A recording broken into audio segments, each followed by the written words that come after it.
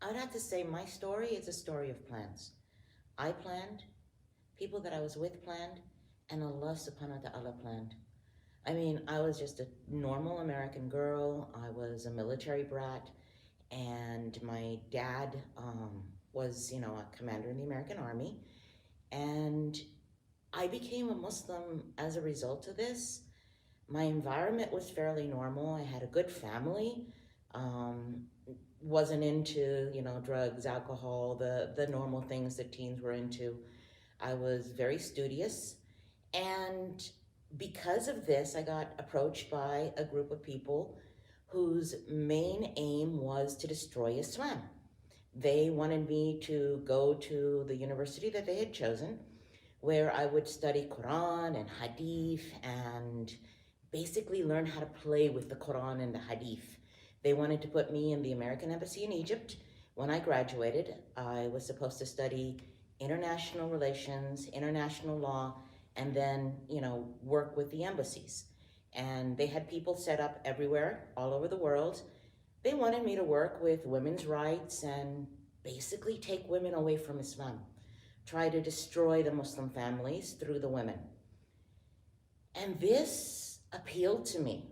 I thought the Muslim woman was oppressed. I thought the Muslim woman had no rights, poor little desert woman covered from head to toe, living in a tent in the desert. Her husband comes home to his, 1,000 wives and beats them all up. I really had a bad image about Islam. In order to learn about Islam, to destroy it, I had to learn what the real Islam was. I sat with a group of scholars who were primarily Jewish, and they taught me Quran, they taught me Hadith, and they taught me how to play with the Quran and the Hadith to try to take women away from Islam using women's rights. The thing is, when you study Islam and you actually have in your heart the intention that you want to know the truth comes to you. And I fell in love with the Quran. And by falling in love with the Quran, I fell in love with Islam. I didn't want to be a Muslim because Islam didn't seem like something easy or nice to me. And if I became Muslim, I knew that I would lose the things that I had. I would not become a diplomat, I would not have money, and I'd probably lose my family. So what I did was I studied Christianity, I studied Buddhism, I studied all the different religions, and I still found that Islam was the truth. And alhamdulillah, because of this, Allah subhanahu wa ta'ala, after 3 years of intensive studying, led me to al-Islam. And alhamdulillah, today I'm a Muslim as a result. And I am very grateful to Allah for this. Well, after I became a Muslim, alhamdulillah, the people at the mosque, they came to my assistance. They were helping me with books, with information about Islam. They were giving me classes. There were families that basically almost adopted me. There was this one Moroccan sister, mashallah Zahra. She was a sweetheart. She became like a sister to me. There was an Egyptian family. They took me in and they worked with me, and everybody tried to help me to learn my deen, to learn Islam. And even though I didn't tell anyone that at that point my family had disowned me and I had no money and I had, I'd lost my scholarship because of course they're not going to pay for my education if I'm no longer going to be destroying Islam.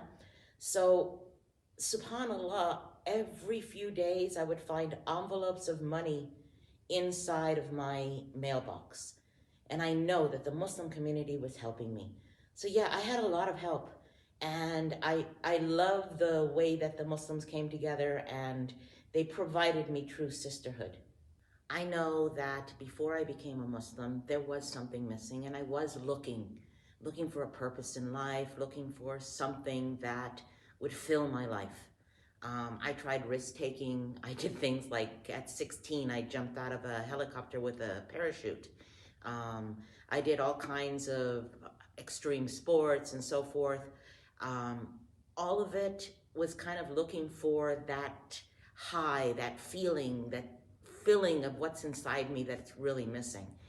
And subhanAllah, the day that I became a Muslim and I learned really, truly about Islam, it changed everything. It changed my perspective. It changed my life. And I stopped looking because I had found what I had been looking for. I believe that it's the fitra, that something inside of you that knows that Allah exists. And I was away from it, and finally I had found Allah, and alhamdulillah, devoted my life to Him. The one thing that I recommend, don't go looking to learn about Islam from sources other than Muslims.